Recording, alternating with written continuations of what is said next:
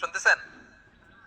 বিশ্বনবী হেলান দিয়ে বলেন, আলা উনাব্বিউকুম বিআকবারিল কাবায়ের, সবচেয়ে বড় কবিরা গুনাহ কোনটা তোমরা জানো নাকি? সাহাবারা বললেন, আপনি সব চাইতে ভালো জানেন ইয়া রাসূলুল্লাহ, আপনি বলেন। বিশ্বনবী বললেন, সব চাইতে বড় কবিরা গুনাহ আল্লাহর সাথে শিরক করা। হেলান দিয়ে। 2 নম্বরে উকুকুল ওয়ালিদাইন, মাতা পিতার অবাধ্য হওয়া। 3 নাম্বারটা যখন বলবেন হেলান থেকে উঠলেন এভাবে, সিরিয়াস।